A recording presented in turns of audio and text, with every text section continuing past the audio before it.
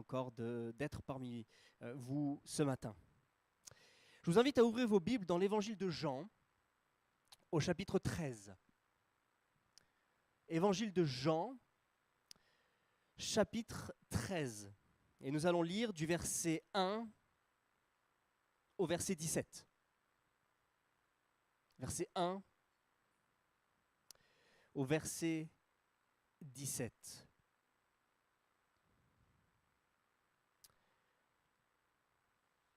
Voici la parole de Dieu. C'était juste avant la fête de la Pâque. Jésus savait que l'heure était venue pour lui de quitter ce monde et s'en aller auprès de son Père. C'est pourquoi il donna aux siens qu'il aimait et qui étaient dans le monde une marque suprême de son amour pour eux. C'était au cours du repas de la Pâque. Déjà le diable avait semé dans le cœur de Judas, fils de Simon Iscariote, le projet de trahir son maître et de le livrer. Jésus savait que le Père avait tout remis entre ses mains, qu'il était venu d'auprès de Dieu et qu'il allait retourner auprès de lui. Il se leva de table pendant le dîner, posa son vêtement et prit une serviette de lin qu'il se noua autour de la taille. Ensuite, il versa de l'eau dans une bassine et commença à laver les pieds de ses disciples, puis à les essuyer avec la serviette qu'il s'était nouée autour de la taille. Quand vint le tour de Simon-Pierre, celui-ci protesta. « Toi, Seigneur, tu veux me laver les pieds ?» Jésus lui répondit. « Ce que je fais, tu ne le comprends pas pour l'instant, tu le comprendras plus tard. » Mais Pierre lui répliqua. « Non, non, tu ne me laveras pas les pieds, sûrement pas. » Jésus lui répondit. « Si je ne te lave pas, il n'y a plus rien de commun entre toi et moi. » Dans ce cas, lui dit Simon-Pierre, ne me lave pas seulement les pieds, mais aussi les mains et la tête. Jésus lui dit, celui qui s'est baigné est entièrement pur. Il lui suffit de se laver les pieds. Or, vous êtes purs, mais pas tous. En effet, Jésus connaissait celui qui allait le trahir. Voilà pourquoi il avait ajouté, vous n'êtes pas tous purs. Après leur avoir lavé les pieds, il remit son vêtement et se rassit à table. Alors il leur dit, avez-vous compris ce que je viens de vous faire ? Vous m'appelez maître et seigneur et vous avez raison car je le suis. Si donc moi, le Seigneur et le Maître, je vous ai lavé les pieds, vous devez vous aussi vous laver les pieds les uns aux autres. Je viens de vous donner un exemple pour qu'à votre tour vous agissiez comme j'ai agi envers vous. Vraiment, je vous l'assure, un serviteur n'est jamais supérieur à son maître, ni un messager plus grand que celui qui l'envoie. Si vous savez ces choses, vous êtes heureux, à condition que vous les mettiez en pratique. Jusqu'ici, la parole de Dieu. Ce matin, j'aimerais nous placer devant un choix, chers frères et sœurs. Un choix qui s'offre à nous tous les jours. Ce choix est le suivant, et j'ai ramené 2 éléments pour l'illustrer.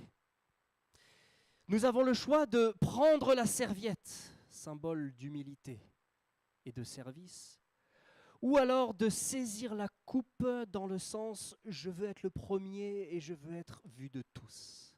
Je veux être le plus important. » La serviette ou la coupe. Voici le choix qui est là pour nous. Nous sommes dans le chapitre 13 et du chapitre 13 au chapitre 19, frères et sœurs, ceci couvre 24 heures de la vie de Jésus. Vous avez 7 chapitres sur l'évangile de Jean qui en comporte 21. Et ces 21 chapitres couvrent 3 années de la vie de Jésus. Et du chapitre 13 au chapitre 19, nous avons 24 heures de la vie de Jésus. C'est incroyable de voir comment l'Esprit a inspiré Jean à concentrer ces 24 heures de la vie de Jésus, qui commencent par ces paroles que nous venons tout juste de lire. Nous sommes le jeudi soir au moment où nous lisons ce texte, et dans 15 à 18 heures, Jésus sera crucifié.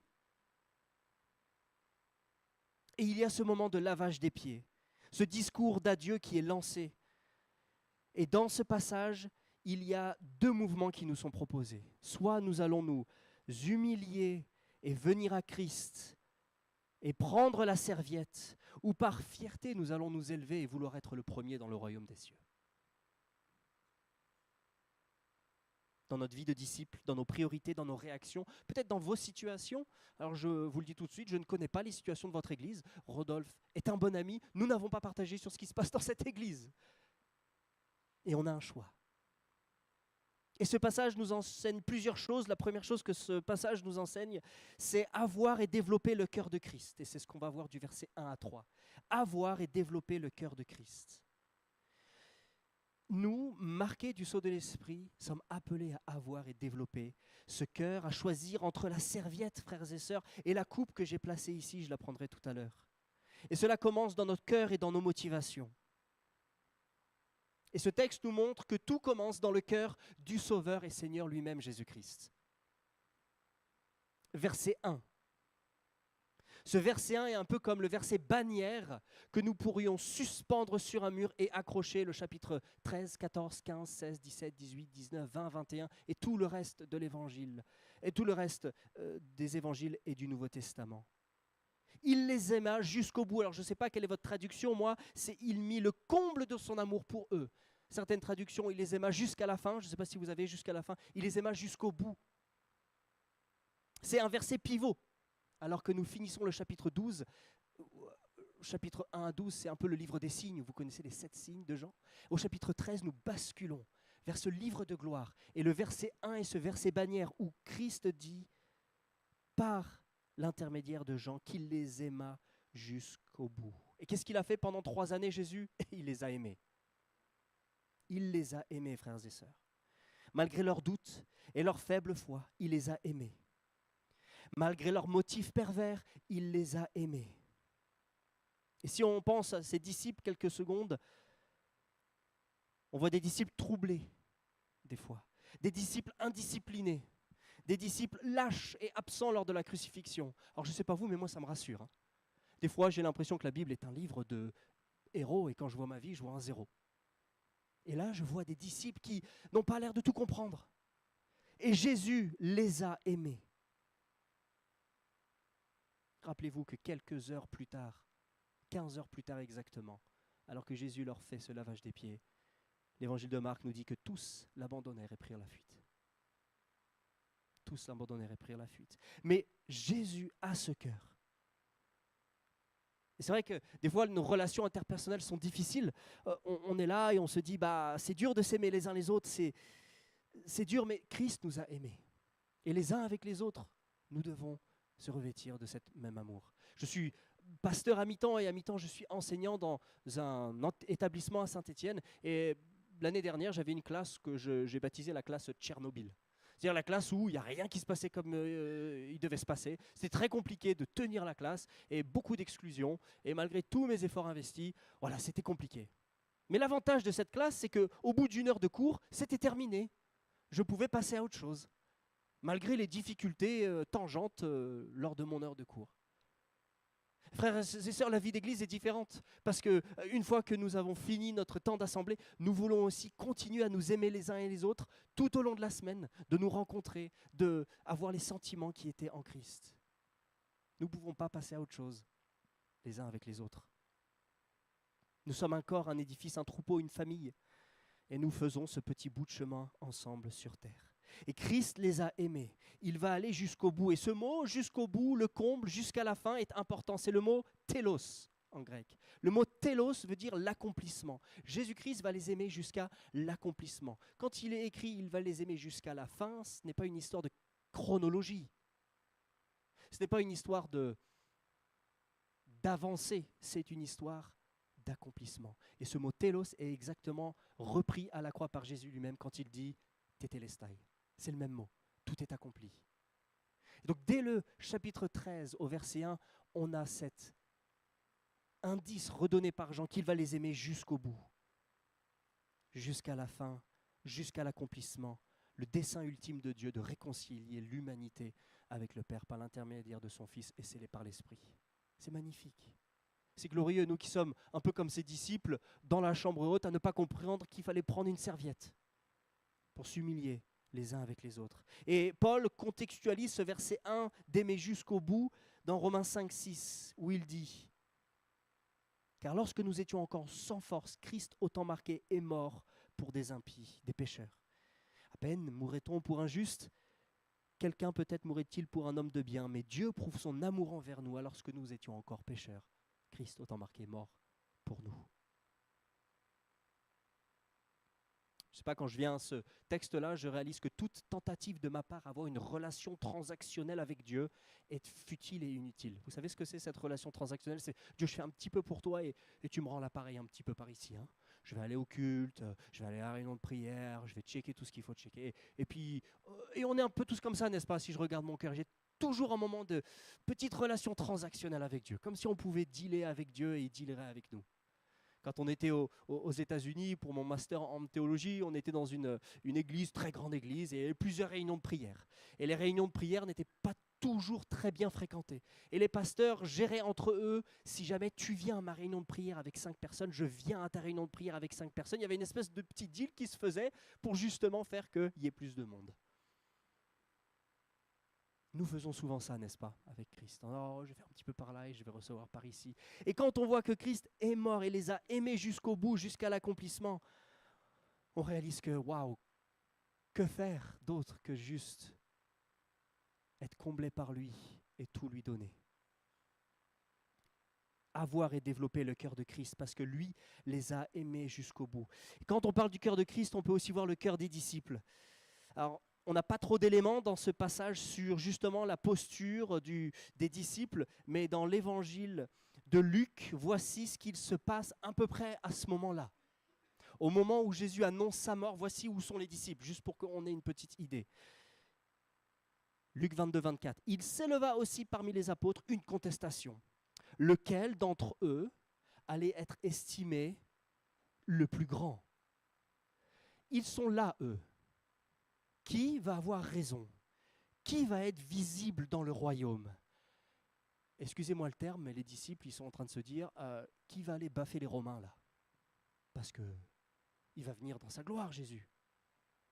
Ils n'y sont pas du tout. Le cœur n'est pas au bon diapason. Imaginez avec moi quelques secondes. Vous avez 6 ans, 7 ans, tout au plus. Dimanche soir, la soupe est en train de chauffer. Vos parents vous appellent avec vos frères et sœurs à descendre dans le salon alors que vous jouez peut-être avec vos Legos ou peu importe. Vous descendez avec vos frères et sœurs, vous vous asseyez, vous sentez que dans le salon, le ton est grave. Votre papa prend la parole, votre maman sanglote, et à ce moment-là, votre père vous dit « Papy est mort ». Et là, votre maman pleure, votre petite sœur pleure, votre grand frère ne réalise pas, et votre autre grand frère commence à dire « Ah, qu'en est-il de l'héritage ?»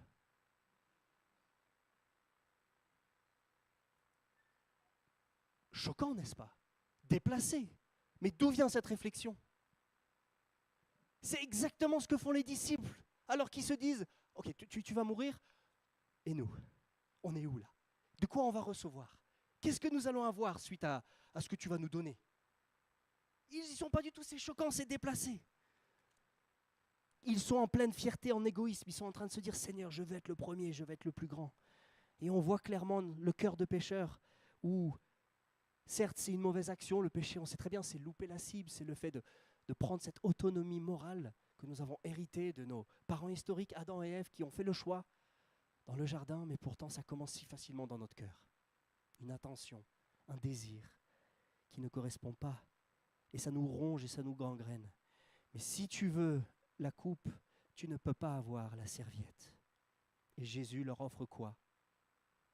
Une serviette. Il leur offre une serviette. C'est la question la plus récurrente des disciples qui vient du début des évangiles à la fin des évangiles. Seigneur, c'est qui le plus grand? Mais ce qui est magnifique avec l'évangile, c'est le cœur de Jésus se transfuse dans ses disciples. Voici ce qu'il dit un peu plus tard dans l'évangile de Jean au chapitre 13. « Je vous donne un commandement nouveau. Aimez-vous les uns les autres comme je vous ai aimés. Vous aussi, aimez-vous les uns les autres.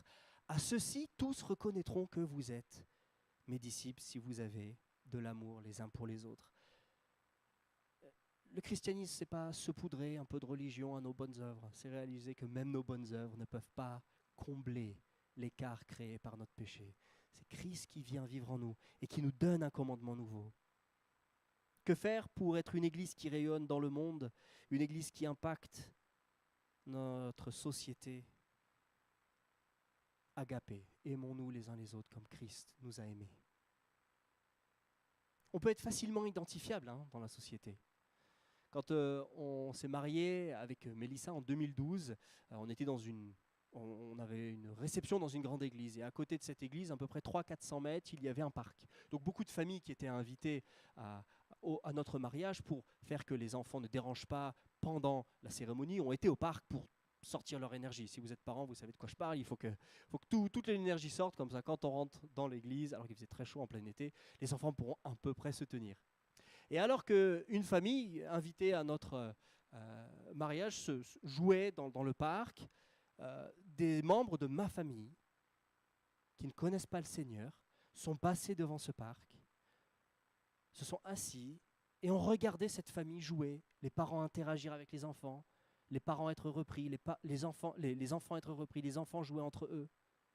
Et mon oncle et ma tante qui étaient là dans ce parc, qui ne connaissaient pas le Seigneur, qui allaient s'acheminer vers la salle de cérémonie, se sont fait la remarque suivante qu'ils nous ont partagée plus tard. Ils se sont dit, ça ne m'étonnerait pas qu'eux aussi aillent au mariage. Regarde comment ils interagissent. Regarde la bienveillance, la tendresse, l'accompagnement, la pédagogie, l'amour. Et en effet, quelques minutes plus tard, alors que tout le monde, 200-300 personnes, étaient dans la salle de culte, il y avait 7 familles qui en effet étaient invitées à notre mariage, et mon oncle et ma tante qui se sont dit, bah oui,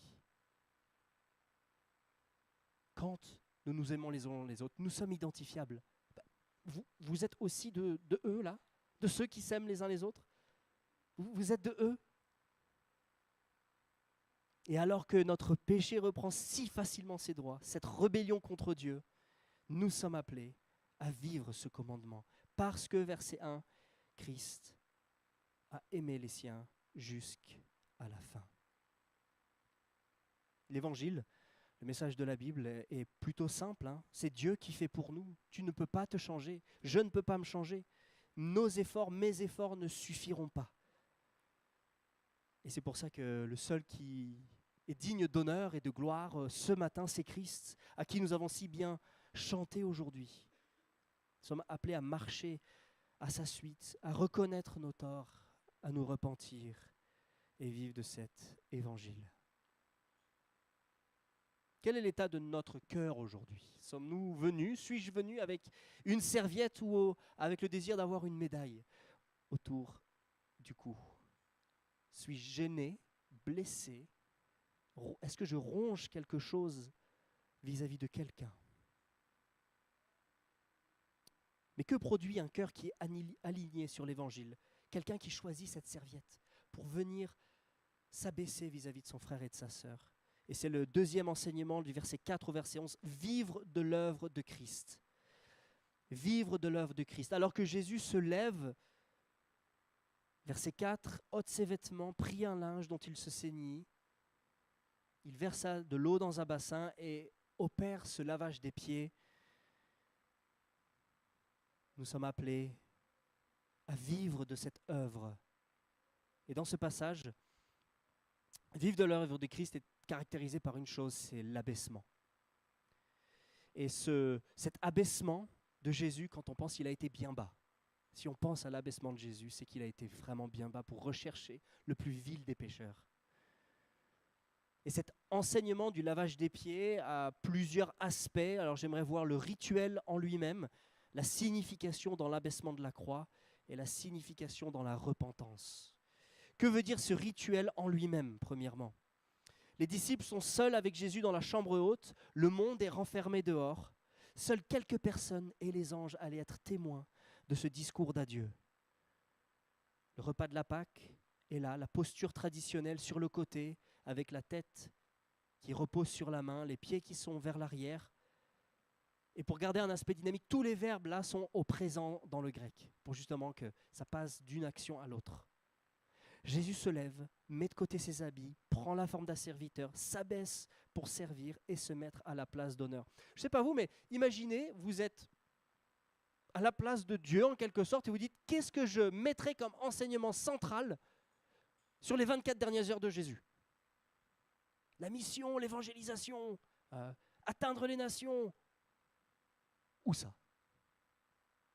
Parce que de là, tout découle. Et là, il prend la forme d'un serviteur. Cet acte était bien connu à l'époque, c'est l'acte d'un esclave. Lorsque le maître d'une maison riche revenait d'un voyage ou parfois d'une journée de travail, un esclave lui lavait les pieds. Et au 1er siècle, on portait des sandales ouvertes, ce qui rendait la tâche pénible avec les blessures, les infections, les odeurs. C'est aussi un rite d'accueil et de bienvenue dans l'Ancien Testament. Donc le choc est là pour les disciples. Celui qui menait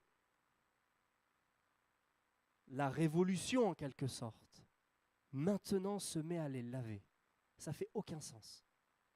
Ça ne fait aucun sens pour eux. Une personne d'honneur fait ce qu'un esclave faisait. Donc Pierre est choqué, n'est-ce pas? Toi, Seigneur, tu me laves les pieds? Verset 6. Jésus lui dit, ce que je fais, tu ne le comprends pas maintenant, mais tu le comprendras bientôt. Pierre lui dit, non, non, non, non, non, tu ne me laveras jamais les pieds. Et Jésus lui dit, si je ne te lave, tu n'auras point de part avec moi. Verset 9, Simon-Pierre est retourné comme une crêpe. Ouh, d'accord, non seulement les pieds, mais encore les mains et la tête. Ok, j'ai compris. Il se passe quelque chose ici qui est nécessaire. Et cet acte signifie que le roi est devenu serviteur par humilité et a pris la place d'un esclave. C'est aussi un modèle de ce que veut dire être grand dans le royaume, s'abaisser et faire des tâches non récompensées, non visibles. Alors, j'ai eu le privilège d'être dans plusieurs assemblées où le lavage des pieds se fait pendant la scène.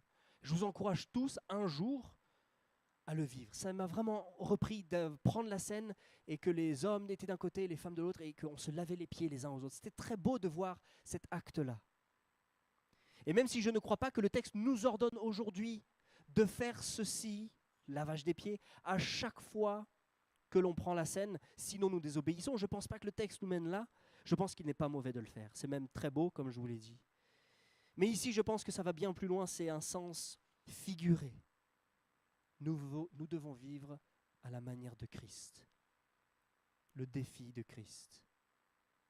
Et ce rituel en lui-même, de laver les pieds à l'époque, a un deuxième sens, la signification dans l'abaissement à la croix. Il y a un parallèle entre le lancement de ce discours dans la chambre haute et la vie entière de Jésus. Jésus se lève comme de sa place d'honneur à la droite du Père. Il met de côté ses habits glorieux, comme il laisse temporairement sa glorieuse existence. Il prend la forme d'un serviteur en prenant la forme d'un homme. Il s'abaisse pour servir en venant compatir à nos souffrances. Et il se remet à la place d'honneur une fois la mort et la résurrection et l'ascension réalisée. Vous voyez le parallèle entre la glorieuse présence éternelle du Fils auprès du Père et la glorieuse présence du Fils dans la chambre haute qui vient s'abaisser, qui vient nettoyer et qui vient se remettre à la place, et dans l'éternité qui descend sur terre, qui vient servir, qui vient mourir et qui remonte. Il y a un parallèle glorieux de cette croix, de cette vie parfaite qu'il a vécue, que nous ne pouvions pas vivre. Et Philippiens 2 contextualise cela de manière parfaite. Lequel, existant en forme de Dieu, n'a point regardé comme une proie arrachée d'être égal avec Dieu, mais il s'est dépouillé lui-même, en prenant la forme d'un serviteur, en devenant semblable aux hommes et ayant paru comme un simple homme. Il s'est humilié lui-même, se rendant obéissant jusqu'à la mort, même jusqu'à la mort de la croix. C'est pourquoi Dieu aussi l'a souverainement élevé et lui a donné le nom qui est au-dessus de tout nom. Dans ce mouvement que nous voyons, il se lève, il ôte ses vêtements, il s'abaisse, il nettoie, il se relève et il s'assoit dans ces passages jusqu'au verset 14. Il y a la même chose dans le plan glorieux éternel de Dieu, du Fils qui vient racheter l'humanité. Le rituel a un sens en lui-même, le lavage des pieds, un esclave. Beaucoup d'églises pratiquent le lavage des pieds encore, c'est beau, je trouve ça magnifique. Il y a un sens plus profond, le sens de la croix, de cet abaissement de toute éternité pour venir se racheter l'humanité. Et pour nous, il y a un autre sens aussi qui existe, l'abaissement dans la repentance. Verset 6, verset 11, nous avons lu 6, 7, 8.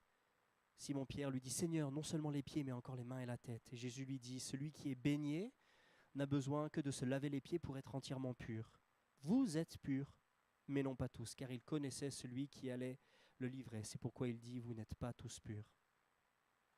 Il y a un sens sous-jacent de la croix qui nettoie et qui purifie. Et le verset 8 m'interpelle, regardez. Pierre lui dit, non, tu ne me laveras jamais les pieds. Et Jésus lui répondit, si je ne te lave, tu n'auras point de part avec moi. Qu'est-ce que dit Jésus? À partir de ce maintenant, si tu ne me laisses pas te laver, je te renvoie de mon plan éternel. Est-ce que c'est ce que Jésus nous dit?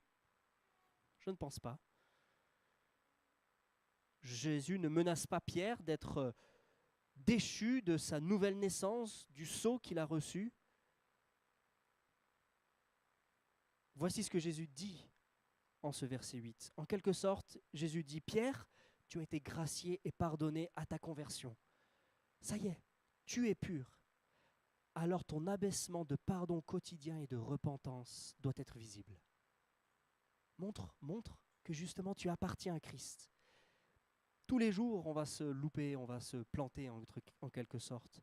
Tous les jours, et c'est là où nous avons besoin de les traiter. Et un disciple qui avance à la lumière de ce nettoyage-là veut non seulement pas remettre en cause son grand nettoyage de conversion, mais tous les jours venir au Père pour justement que ce soit traité. Jésus dit à Pierre, tu vois Pierre, tes élans de colère, ton péché récurrent, ta fierté, ton contrôle, ton désir de contrôle, ça doit être traité. Tu dois vivre à la lumière. Tu es un enfant de lumière. Et si tu refuses cela, alors cela montre que, en fait, tu n'as pas eu ce grand nettoyage. À l'époque de Jésus, si une personne était baignée, elle était considérée comme propre. Elle devait uniquement se nettoyer les pieds pour entrer. Et en tant que disciples et croyants, les disciples de Jésus n'avaient pas besoin à nouveau de ce pardon radical, mais ils avaient besoin justement de ce pardon quotidien, de la contamination de nos cœurs. Et c'est la marque du disciple. Celui qui s'est baigné n'a besoin que de se laver les pieds pour être entièrement pur. Pourquoi doit-il nous nettoyer? Le salut apporte le nettoyage complet de nos péchés, passé, présent, futur. Ils sont couverts, frères et sœurs. Ils sont couverts. Et la foi en Christ nous purifie, elle nous justifie devant Dieu. Et nous sommes dans une relation de liberté où nous voulons nous soumettre à Christ, le seul maître parfait. Et c'est ce qu'on appelle le pardon de justice, une fois pour toutes. Et dans cette vie, on voit bien qu'il y a des fois où on est repris, où on voit que ça... Il y a des frictions et on ne remet pas en cause ce pardon justicier, mais on est sur un pardon paternel, celui de justement se nettoyer les pieds alors qu'on est déjà entièrement baigné. Et on veut vivre à la lumière de cette croix. Nos confessions quotidiennes pour se nettoyer quotidiennement, alors que nous sommes déjà à 100% nettoyés. Bienvenue dans la vie chrétienne. Vous savez, quand je lis ces passages-là, je suis repris parce que je suis un peu pris entre deux vérités ou deux pièges. D'un côté, on peut se dire, non mais là je n'ai pas de péché, il n'y a pas de souci. Et de l'autre côté, on est peut-être pris en ne pas savoir quoi faire de nos péchés. Ouh là là, j'en ai trop et je ne sais pas quoi faire. Et si aujourd'hui tu fais partie de ce qu'on appelle les consciences tendres, alors les puritains étaient un groupe de pasteurs au XVIe siècle, juste après la Réforme, et les puritains étaient des... Lisez les puritains. Mais c'était cash. Et les puritains ont observé dans leurs assemblées des gens qui avaient des consciences tendres. Je ne sais pas si vous êtes une conscience tendre. Ma femme est une conscience tendre. Si je dis à ma femme, Mélissa, le matin au petit-déj, en lui disant « Ma chérie, ce soir, il faudra que je te parle, parce que j'ai quelque chose d'important à lui dire et que je n'ai pas le temps au petit-déj de lui dire », ma femme se met sur le banc des accusés. « Oh, qu'est-ce que j'ai fait? Il doit me parler. » Et là, d'un coup, elle se remet en cause, elle retrace toutes ses semaines et ce qu'elle n'a pas fait ou ce qu'elle aurait dû faire, et elle culpabilise. C'est une conscience tendre. Ma femme se met sur le banc des accusés alors qu'elle n'a rien fait. Si vous êtes une conscience tendre et vous avez l'habitude de vous mettre sur le banc des accusés, venez à Christ. Venez à Christ. Parce qu'il est doux et humble de cœur. Mais certains, dans nos assemblées, ont plutôt une conscience totalement non tendre. Ils se disent, oh, j'ai péché, il y a la grâce, on fait ce qu'on veut. Ah non, on veut justement que cette grâce soit sanctifiante. Et aujourd'hui, nous devons accepter ce nettoyage quotidien qui prouve que nous sommes des disciples. Et la serviette, elle est là pour ça, frères et sœurs. Elle est là pour ça, cette serviette. Avoir et développer le cœur de Christ, versets 1 à 3. Vivre de l'œuvre de Christ, versets 4 à 11. Et pour finir, accepter le défi de Christ. Vas-tu prendre la coupe? Vais-je prendre la coupe? Ou la serviette vis-à-vis de mon Dieu ou de mes frères et sœurs? Voici ce que dit Jésus à partir du verset 15. Si donc je vous ai lavé les pieds, moi, le Seigneur et le Maître, vous devez aussi vous laver les pieds les uns aux autres. Car je vous ai donné un exemple afin que vous fassiez comme je vous ai fait. En vérité, je vous le dis, le serviteur n'est pas plus grand que son Seigneur, ni l'apôtre plus grand que celui qui l'a envoyé. Si vous savez cela, vous êtes heureux, pourvu que vous le mettiez en pratique. Le défi nous est lancé. Il faut le mettre en pratique. Et le mot heureux, vous le connaissez, il est souvent traduit, vous êtes béni, vous êtes comblé en le mettant en pratique. Jésus veut foncièrement notre bien.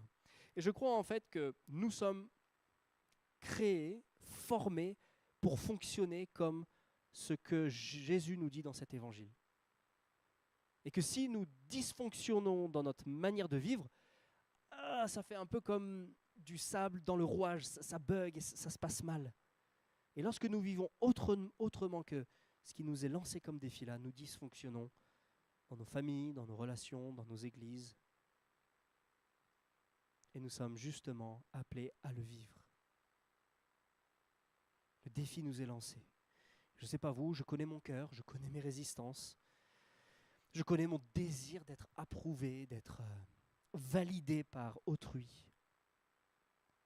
Mais je me souviens d'un ami joueur de foot professionnel qui a créé un ministère parmi les joueurs de foot et il a créé des maillots pour les joueurs de foot où c'est noté « Je suis public d'une seule personne ». Il y a une seule personne dans les tribunes qui me regarde, c'est Dieu et c'est lui que je veux avoir comme personne qui m'approuve et qui me valide, pas les autres. Notre service d'aimer notre frère et sœur émane de notre cœur. C'est vrai que nous avons cette promesse d'être bénis, d'être heureux, d'être comblés. Et être comblé, ça ne se passe pas souvent comme le monde aimerait, comme le monde le projette. Il y a une dizaine d'années, nous vivions à Lens, dans le Pas-de-Calais. Et alors que nous étions à Lens, nous servions dans une petite implantation d'église.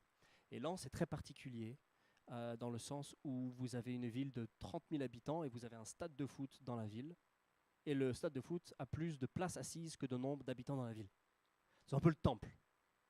Et donc on posait souvent des tables pour évangéliser devant le stade, pour justement faire ces parallèles, temple, louange, Dieu, le stade et ainsi de suite. Et un soir, un mardi soir, je suis dans le stade.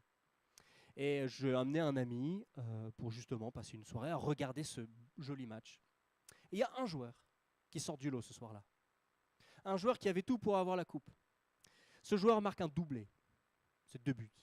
Alors vous pouvez aimer ou pas aimer le foot, peu importe. L'idée, c'est l'enseignement qui en tirera. Donc restez avec moi. Et alors qu'il marque 2 buts, à la fin du match, quelques minutes, 5 minutes avant la fin du match, il y a un pénalty sifflé.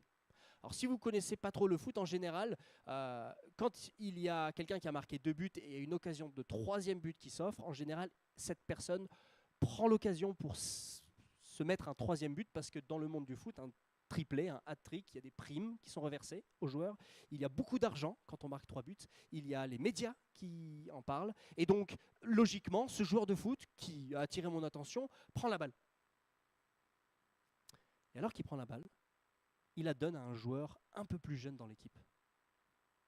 Et moi, je suis dans les tribunes, 40 000 personnes dans le stade, c'est sur beIN Sport en direct, peut-être 1 ou 2 millions de personnes qui regardent, c'est bizarre.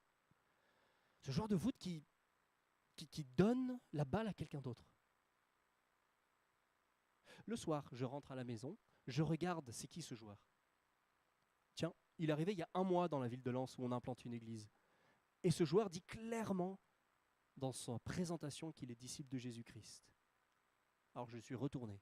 Le lendemain, je prends notre garçon qui avait à peu près 1 an, on part au centre de formation de Lens, on laisse une lettre et on dit donnez à ce joueur-là, parce qu'on est chrétien, il est chrétien, et on aimerait juste qu'il y ait un contact qui se fasse avec les chrétiens ici et ce joueur pour qu'on puisse s'encourager. Le gars vigile ne comprend rien à ce que je lui dis. Je lui dis donnez la lettre. On attend mercredi, pas de réponse. On attend jeudi, pas de réponse. On attend vendredi, pas de réponse. Samedi, une réponse. Il prend contact avec nous, ce joueur par les réseaux. Et il nous dit, je serai demain à l'église avec vous. Le lendemain matin, on a ce joueur de foot qui vient avec sa femme, son fils, et loue le Seigneur avec nous. Et à la fin du culte, je lui dis, écoute, je ne sais pas ce que tu fais après, mais si tu veux, viens manger à la maison. Ça, on peut faire plus ample connaissance, on peut aussi t'expliquer comment on fonctionne dans notre petite église. Et dit, avec joie. Et donc, son épouse, son enfant partent avec Mélissa, ma femme et notre garçon. Et moi, je me retrouve avec ce joueur dans sa grosse voiture. Alors, vous imaginez, moi, petit pasteur, dans une grosse voiture de joueur de foot. Et je lui dis, il s'appelle John Bostock. Je dis, John, tu sais, il y a quelque chose qu'il faut que je te dise, c'est que mardi, il y a 4 jours, j'étais dans le stade et je t'ai vu agir différemment. Je t'ai vu marquer tes 2 magnifiques buts, tu avais un penalty qui était pour toi, je t'ai vu prendre la balle et je t'ai vu donner la balle à un plus jeune. Et je lui dis, ça c'est pas normal. Ça c'est pas ce qu'un joueur de foot qui pense à lui pour avoir la coupe ferait. Et là, vous savez ce qu'il me dit ? Il me dit, tu sais Derek, je vois le penalty se siffler et là je me dis, yes, mon triplé, mon hat-trick. Je prends la balle pour tirer le penalty. Et là, Philippiens chapitre 2 me vient en tête. Ne faites rien par esprit de parti ou de vaine gloire, mais que l'humilité vous fasse regarder les uns les autres comme étant au-dessus de vous-même. Et là, il me dit, je galère dans mon cœur. Je combats dans mon cœur. Et je décide de laisser le penalty pour le plus jeune joueur.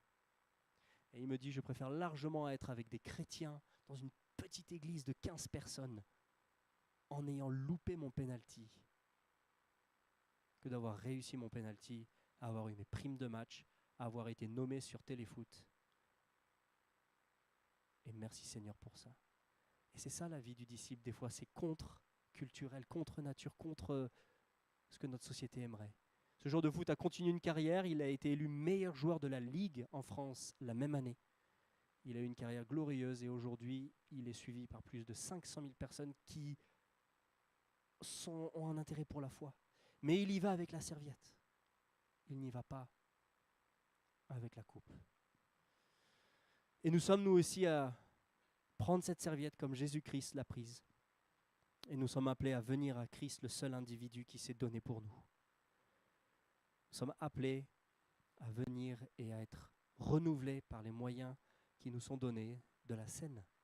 Et nous voulons nous souvenir de ce que Christ a fait. Je vais inviter Rodolphe pour introduire ce moment de la scène, pour que nous puissions prendre ce bon virage, éviter du moralisme, mais de venir à Christ pour être renouvelés, d'être encouragés et de pouvoir avoir cette espérance nouvelle aujourd'hui.